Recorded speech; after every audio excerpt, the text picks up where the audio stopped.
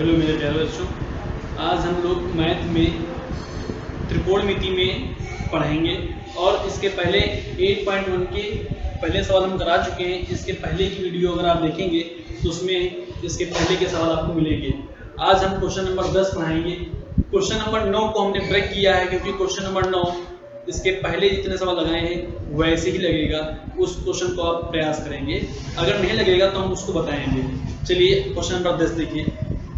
त्रिभुज P Q R में जिसका कोण क्यू समकोण है, P R plus Q R बराबर 25 सेंटीमीटर और पी क्यू बराबर 5 सेंटीमीटर है। साइन पी कॉस पी और टेन पी का मान निकालना है। सबसे पहले कहा गया है कि जिसका कोण पी क्यू समकोण है, तो त्रिभुज बनाएंगे और समकोण हम वहां पर देंगे जहां पर ये है 90 अंश। तो क्यू यहां पर नाम देंगे, क्यू वहां पर देंगे जहां पर समकोण है। क्यू यहाँ देंगे और पी और आर यहाँ दे देंगे। कहा है पी आर और क्यू आर को जोड़ने पर 25 आना चाहिए। क्यू आर और पी आर को जोड़ने पर 25 आना चाहिए, लेकिन इनकी वैल्यू नहीं दी हुई है और पी क्यू का मान दिया हुआ है 5 सेंटीमीटर। ठीक है ना, तो लिखेंगे त्रिभुज पी क्यू आर में पाइथागोरस प्रमेय से। क्या लिखेंगे? पाइथागोरस प्रमेय से। पाइथागोरस प्रमेय से लिखेंगे तो इसमें सबसे पहले हम लिखेंगे कर्ण का स्क्वायर यानी कि पी आर का स्क्वायर बराबर पी क्यू का square, P Q plus Q R का स्क्वायर। तो यहाँ पर पी आर की वैल्यू जो पी आर का स्क्वायर लिखेंगे और इसमें पी क्यू की वैल्यू जो है, पी क्यू की वैल्यू 5 लिखी थी इसलिए 5 का स्क्वायर प्लस क्यू आर का स्क्वायर। 5 का स्क्वायर कितना होता है? 25। ये प्लस वाली वैल्यू इधर आएगी तो बराबर की इधर जाती है तो चेंज हो जाती है तो माइनस की हो जाएगी। तो पी आर का स्क्वायर माइनस क्यू आर का स्क्वायर बराबर 25। ए स्क्वायर, अब इसमें सूत्र लग जाएगा, फार्मूला है ए स्क्वायर माइनस बी स्क्वायर। तो ए प्लस बी होता है ब्रैकेट में, दूसरे ब्रैकेट में होता है ए माइनस बी। तो ए यहाँ पर पी आर है, P R plus Q R एक ब्रैकेट में और P R minus Q R एक ब्रैकेट में बराबर 25। अच्छा, इसकी वैल्यू तुमको क्वेश्चन में दी हुई थी, कितनी दी हुई थी? 25। यहाँ पर आप 25 लिखेंगे गुणे, क्योंकि दो संख्याओं के बीच में कोई सिंबल नहीं होता है तो गुणे का होता है, तो ये गुणे का हो जाएगा P R minus Q R बराबर 25। अब ये गुणे वाला इधर आएगा तो बराबर के इधर आता है तो भाग में हो जाता है, तो ये भाग में हो जाएगा, कट जाएगा तो कितना आएगा? 1, यानी कि P R minus Q R का मान कितना आ गया? 1। अब इसको समीकरण फर्स्ट दे देंगे और इसको समीकरण सेकंड। दोनों समीकरणों को हम जोड़ लेंगे। देखिए दोनों समीकरणों को हम जोड़ लेंगे तो जोड़ने पर सिंबल चेंज नहीं होते हैं, तो प्लस और माइनस कट जाएगा। पी आर और पी आर दो बार है इसलिए 2 पी आर बराबर 25 और 1 26। काट लेंगे, 2 एकदम 2 2 में 6। पी आर का कितना आ गया? 13। अब पी आर का मान इक्वेशन फर्स्ट में रख दीजिए चाहे इक्वेशन सेकंड रख दीजिए, मान उतना ही आएगा, क्यू आर का सेम आएगा। तो हमने इसको समीकरण फर्स्ट में रख दिया, तो P R plus Q R बराबर 25। पी आर का मान 13 रखेंगे प्लस क्यू आर बराबर 25। ठीक है ना, क्यू आर का मान जब निकालेंगे तो 13 प्लस का है, ये बराबर के उधर जाता है तो माइनस का हो जाता है प्लस वाली चीज। तो 13 25 माइनस 13 हो जाएगा 12। तो क्यू आर का मान कितना आ गया? क्यू आर का मान आ गया 12। यहाँ पर ये 12 आ गया और ये आ गया 13। ठीक है ना, अगर आपको लगता है कि आपका सवाल सही लगा है या गलत लगा है तो आप क्वेश्चन में देखिए और उसको चेक कर लीजिए। क्वेश्चन क्या लिखा है? P R plus Q R 25 centimetre. अगर पी आर और क्यू आर को जोड़ने 25 आ रहा है तो आपका बिल्कुल सवाल सही लगा है। देखिए पी आर और क्यू आर को जोड़ने पर 13 और 12 को जोड़ने पर 25 आ रहा है, जी बिल्कुल 25 आ रहा है, तो इसका मतलब सवाल बिल्कुल सही है। तो हम साइन पी कॉस पी और टेन पी का मान निकाल सकते हैं। साइन का मान निकालने के लिए क्या होता है? लंब बटे कर्ण। तो लंब कितना है? 12, कर्ण कितना है? 13, तो लिखेंगे 12 बटे 13। कॉस का मान निकालने के लिए लिखते हैं आधार बटे कर्ण, तो आधार कितना है? 5, कर्ण कितना है? 13 हो जाएगा। टेन का मान निकालने के लिए लंब बटे आधार होता है सूत्र, तो लंब कितना है? 12, आधार कितना है? 5, तो 12 बटे 5 आ जाएगा। यही इस क्वेश्चन का आंसर होता है। चलिए बच्चों अगला क्वेश्चन। चलिए बच्चों क्वेश्चन नंबर 13 की तरफ बढ़ते हैं। क्वेश्चन नंबर 13 में सत्य और असत्य की पुष्टि करनी है कि कौन सा कथन सत्य है और कौन सा कथन असत्य है। चलिए देखते हैं। लिखा है tan a का मान सदैव 1 से कम होता है, तो tan a का मान tan 45 बराबर 1 होता है, 1 से कम नहीं होता है, इसलिए ये कथन असत्य है। कोण a के किसी मान के लिए sec a बराबर 12/5। sec a का मान कितना है? 12/5। तो कह रहा है ये सत्य है या असत्य है, तो ये वाला कथन भी असत्य है। क्यों? क्योंकि इससे क्या होता है, कक्का बटे लाल आप जब लिखेंगे तो उससे क्या होता है, कण बटे आधार, कण की वैल्यू दी हुई है 12 और आधार कितना दिया हुआ है 5, कण कितना दिया हुआ है 12 और आधार कितना दिया हुआ है 5, तो किसी मान के लिए सेमी का मान ये बराबर हो सकता है। अच्छा आधार इसमें क्या निकलेगा, सॉरी लंब क्या निकलेगा, लंब निकलेगा 12 का स्क्वायर माइनस 5 का स्क्वायर जब करेंगे आकर के तो कितना आएगा, 144 से 25 घटाइए कितना आएगा, जितना भी आएगा ये क्वेश्चन में असत्य आएगा, ये क्वेश्चन में असत्य है। cos a कोण a के cosecant के प्रयोग के लिए संचित रूप है नहीं, ये वाला भी कथन असत्य है, क्योंकि ये cosec का होता है, cosecant cosec के लिए लिखते हैं। cot a और cot a cot और a का गुणनफल होता है नहीं, cot a का गुणनफल नहीं है, यहाँ पर ये कोण को दिखाता है, इसलिए ये वाला भी कथन असत्य है। किसी भी कोण थीटा के लिए sin थीटा का मान 4/3 होता है। देखिए sin थीटा का मान लिखा है 4/3, ये होता है लंब, ये होता है कर्ण। कर्ण का मान कभी छोटा नहीं आता है, क्योंकि कर्ण का मान, कर्ण क्या होता है, कर्ण होता है लंब और आधार का वर्ग, इनको जोड़ने पर इसका वर्ग बराबर आता है। तो कर्ण का मान 3 नहीं हो सकता, 3 नहीं हो सकता, क्योंकि कर्ण छोटा नहीं होता है, कर्ण बड़ा होता है, कर्ण की वैल्यू बड़ी होती है, इसलिए ये कथन भी असत्य है। तो इसमें क्वेश्चन नंबर 11 में दिए हुए जितने भी ये पार्ट थे सारे असत्य हैं। ठीक है, अब आते हैं अगली एक्सरसाइज 8.2 पर। चलिए बच्चों, एक्सरसाइज 8.2 पढ़ने से पहले हम आप लोगों को ये सारणी बना के दिखाते हैं और समझाते हैं। इसमें साइन कॉस टेन सबके मान आपको समझाते हैं, चाहे आप याद कर लीजिए और चाहे आप समझ लीजिए, फिलहाल आपको पता होना चाहिए। चलिए देखते हैं साइन 0 की वैल्यू कैसे निकालेंगे। साइन 0 की वैल्यू निकालने के लिए देखिए क्या करते हैं, लिखते हैं यहाँ पर अंडर रूट 0/4, नीचे 4 ही आएगा, ऊपर संख्या बढ़ती जाएगी, तो under root 1/4, under root 2/4, under root 3/4, under root 4/4।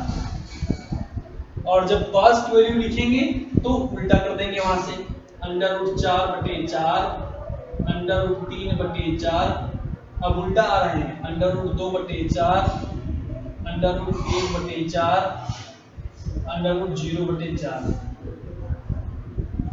चलिए इसको देखिए करिए, 0 के नीचे कोई भी संख्या आती है तो इसका मान 0 होता है, इसलिए इसकी वैल्यू आ जाएगी 0 बराबर 1 का वर्गमूल करने पर 1 ही आता है, और 4 का वर्गमूल करने पर 2 आता है, 2 का वर्गमूल करने पर अंडर रूट 2 आएगा, अंडर रूट 2 है ना, रूट 2 के ऊपर रूट लगा इसलिए रूट 2, 4 का वर्गमूल होता है 2। लेकिन हम यहाँ पर जो 2 लिखा है, हमने बताया था कि किसी भी संख्या पर 2 बार रूट लगा होता है उसको हम 1 बार लिखते हैं। तो इस संख्या को 1 बार लिखा है, इसमें हम 2 बार लिखेंगे, लेकिन दोनों पे रूट लगा देंगे।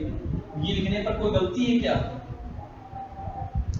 कोई गलती नहीं, रूट 2 हमने 2 बार लिख दिए। अब देखिए अंडर रूट 3 पर रूट लगा तो लिख देंगे अंडर रूट 3, 4 का वर्गमूल लिखेंगे तो लिखेंगे 2,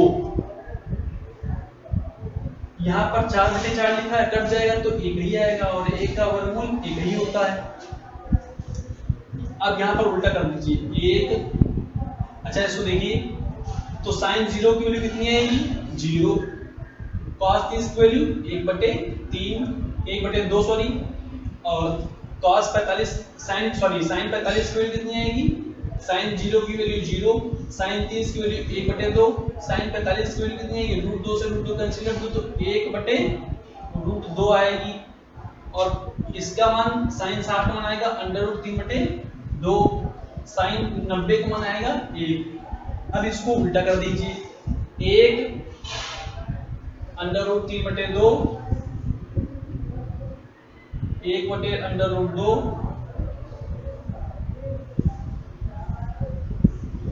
और 1/2, इसको उल्टा कर रहे हैं 0, ठीक है ना। चलिए अब आपको साइन और कॉस की वैल्यू हमको लगता है आपको पता हो गई होगी, ठीक है ना, समझ गए होंगे आप। अब देखिए tan की वैल्यू, एक चीज समझ लीजिए आप लोग, tan का उल्टा होता है cot, लेकिन एक बात और समझिए, साइन और कॉस को साइन बटे कॉस लिखेंगे तो ये होता है tan। अगर हम tan थीटा लिखें tan थीटा बराबर तो साइन थीटा बटे कॉस थीटा, एक ये भी सूत्र होता है। तो इसमें साइन थीटा बटे कॉस थीटा जब लिखेंगे आकर के तो 0/1 हो जाएगा। 0/1 क्या होता है? 0 होता है, ठीक है। 0/1 क्या होता है? 0 होता है। अब यहाँ पर इसके बटे कितना करोगे तो 1/2 और 3/2, ठीक है ना। तो हर से हर कट जाएगा, 2 से 2 कट जाएगा, कितना आएगा भाई 1/2 लिखिए और बटे √3/2 लिखिए, तो हर से हर कट नहीं आएगा, हर से हर कट जाता है और 1/√3 बचेगा, तो लिखेंगे 1/√3, ठीक है। इसको करना है तो इसके बटे इतना करना है, क्योंकि tan निकालना है और tan क्या होता है sin थीटा बटे cos थीटा, तो इतना बटे इतना यानी कि 1/√2 बटे 1/√2, तो कट जाएगा, कितना आएगा 1, इसमें हर से हर कट जाएगा, √3/1 बचेगा। और किसी के नीचे 1 होता है, किसी के नीचे अगर 1 होता है, √3/1 लिखा है ये, अगर किसी के नीचे 1 होता है 1, तो उसको नहीं लिखते हैं, केवल संख्या को लिखते हैं, तो यहाँ पर केवल √3 लिखेंगे। एक बात और समझ लीजिए, अगर 0/1 लिखा है तो उसका मान 0 होता है, लेकिन अगर 1/0 लिखा है तो उसका मान 1 नहीं होता है, ना ही 0 होता है, इसका मान इनफाइनाइट होता है, अर्थात अनंत। ये होता अनंत, ये होता है इनफाइनाइट, अपरिभाषित। तो यहाँ 1/0 लिखा है, इसमें यहाँ लिख लेंगे इनफाइनाइट, अपरिभाषित। अब आप लोगों को लगता है ये 3 मान आप लोगों को समझ में आ गए होंगे। और सुन लीजिए, जिसको समझ में ना आए वो इसको 1-2 बार देखे समझे, और चाहे आप याद कर लीजिए, रट लीजिए, फिलहाल आपको पता होना चाहिए। साइन कॉस tan के मान पता हो गए, तो ये 3 मान नीचे के निकल आएंगे। देखिए कैसे निकलते हैं। tan का उल्टा होता है cot, तो 0 का उल्टा होता है इनफाइनाइट, इसका उल्टा करेंगे तो √3 आएगा, 1 का उल्टा 1 ही आता है, √3 का उल्टा करेंगे तो 1/√3 आएगा, इनफाइनाइट का उल्टा 0, सेक जो होता है कॉस का उल्टा होता है, 1 का उल्टा 1, इसका उल्टा 2/√3, इसका उल्टा √2, इसका उल्टा 2, 0 का उल्टा इनफाइनाइट।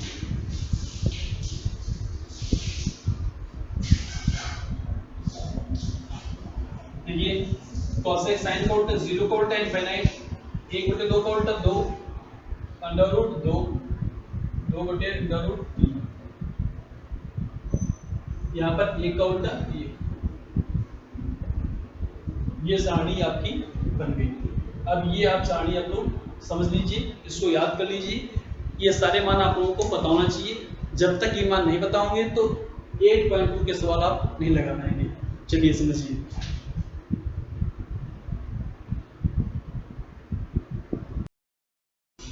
चलिए क्वेश्चन नंबर बढ़ते हैं, फर्स्ट का पहला पार्ट, दूसरा पार्ट, तीसरा पार्ट। देखिए लिखा है sin 60 cos 30 तो sin 30 cos 60। हमने कहा था जब तक वो मान आप नहीं याद समझ लेंगे या याद कर लेंगे तब तक ये सवाल नहीं लगा पाएंगे। sin 60 का मान कितना होता है, √3/2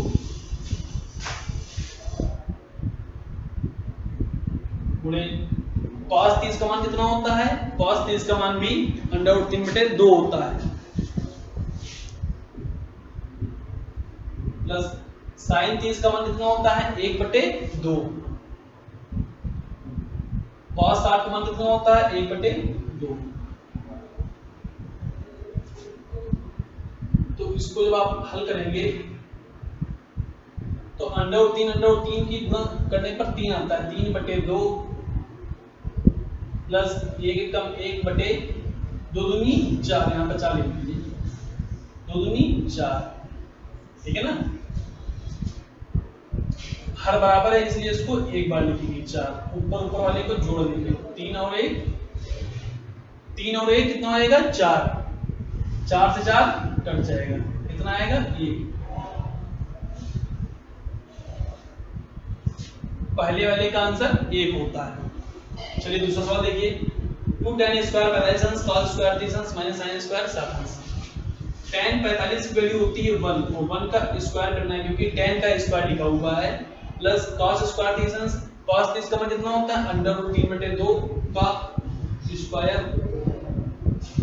माइनस sin 60 में कितना होता है, sin 60 में कितना होता है √3/2 इसका स्क्वायर,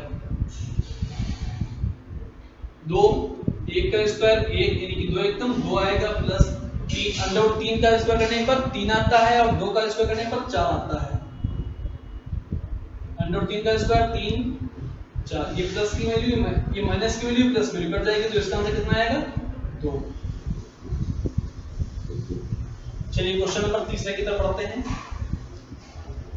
क्या लिखा है, cos 45 अंश sec 30 अंश और cosec 30 अंश। cos 45 की वैल्यू कितनी होती है 1/√2 पूरे बटे, sec 30 की वैल्यू कितनी होती है भाई, cos 30 की वैल्यू कितनी होती है, cos 30 की वैल्यू कितनी होती है √3/2 और इसको पलट देंगे तो हो जाएगा 2/√3 क्योंकि cos का उल्टा ही होता है sec, प्लस sin 30 की वैल्यू होती है 1/2, sin का उल्टा होता है cosec, तो हो जाएगा इसकी वैल्यू 2। यहाँ नीचे दिखाई पड़ेगा ना आप लोगों को, चलो इधर लिख लेते हैं 1/√2 पूरे बटे, इसका एलसीएम हो जाएगा √3, ऊपर हो जाएगा 2 कम 2 प्लस 2√3, ठीक है ना। ये भाग वाली चीज, अब इसको क्या करेंगे 1/√2, हर वाले को अगर हम गुणे में बदलते हैं, भाग वाले को गुणे में बदलते हैं तो हर जो है ऊपर आ जाएगा √3/2 प्लस 2√3 हो जाएगा, ठीक है ना। अब देखिए क्या होगा इसमें,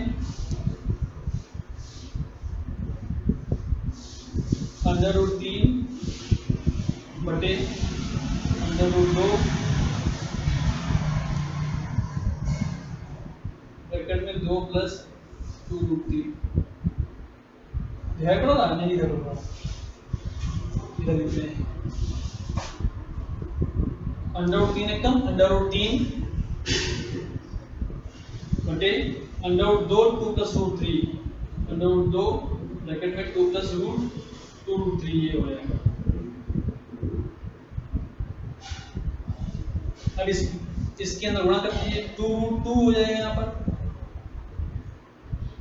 और यहाँ पर हो जाएगा 2√2 हो जाएगा प्लस 2√2 2 और √2 √3 √6 हो जाएगा, √3 इसमें हो जाएगा 2 कॉमन, दोनों मिला ना इसलिए 2 को बाहर निकाल लेंगे, अंदर ब्रैकेट में बचेगा √2 प्लस √6। अब इसको इसकी कंजुगेटिंग करेंगे, यानी ऊपर नीचे गुणा कर देंगे अपोजिट साइन से, √2 माइनस √6 √2 माइनस √6,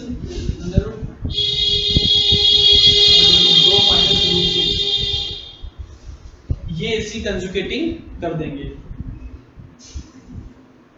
ये पता नहीं गाड़ी वाले जो हैं इतनी, जबकि लॉकडाउन चल रहा है, गली में कोई नहीं होगा लेकिन फिर भी पी बजाते चले जा रहे हैं, पता नहीं कैसे असल में लोग हैं। √3 गुणा करिए, √3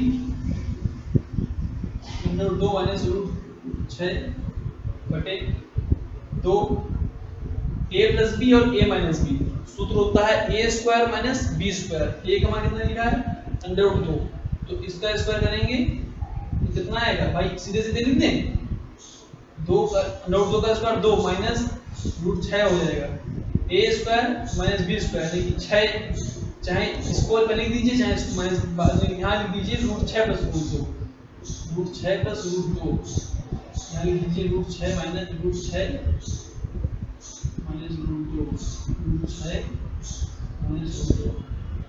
ये यहाँ पे हमने इसलिए किया क्योंकि जब इसको पलटेंगे हम, इसका जब स्क्वायर आएगा तो छोटी संख्या पहले हो जाएगी, बड़ी संख्या बाद हो जाएगी, लेकिन ये गलत हो जाएगा। इसको ऐसे लिखेंगे, जोड़ने पर चाहे 3 + 2 जोड़िए, चाहे 2 + 3 जोड़िए, आएगा 5 ही। उसी प्रकार इसको करेंगे, चाहे √2 + √6 लिखिए, चाहे √6 + √2 लिखिए, बात एक ही। अब a + b और a - b सूत्र हो जाएगा a² - b² 6 - 2। कितना आएगा देखिए, कितना आएगा √3। अच्छा √3 की गुणा ऊपर कर दीजिए, कितना होगा √3 की गुणा ऊपर। अच्छा कर पहले देखो √3 √6 - √2 बटे यहाँ आएगा 2, 6 से 2 जाएगा कितना बचेगा 4, 6 से जाएगा कितना बचेगा 4, ठीक है ना। चलिए देखिए 6 से 2 जाएगा 4 बचेगा, 4 दूनी 8। तो लिखेंगे इसको हम लोग √3। अच्छा √3 गुना अंदर कर दीजिए, 6 दिए कितने हो गए 18, 6 दिया 18। √18 को हम लोग लिख सकते हैं √18, समझ लीजिए पहले यहाँ √18 को लिख सकते हैं √9 × 2 लिख सकते हैं ना। तो 9 किसका वर्ग होता है 3 का, और 2 3 एवं 9 को बाहर निकालेंगे तो आएगा 3, यानी कि 9 का वर्गमूल करेंगे तो 3 आएगा √2। तो यहाँ पे लिखेंगे 3√2, जब इसकी गुणा की माइनस इसकी गुणा कर दीजिए तो √3 और √2 की गुणा करेंगे तो आएगा √3 दूनी 6 बटे 4 दूनी 8। ये आ गया, अब ये आपका आंसर हो जाएगा, ठीक है। इसको समझिए और इसको नोट करने का प्रयास कीजिए।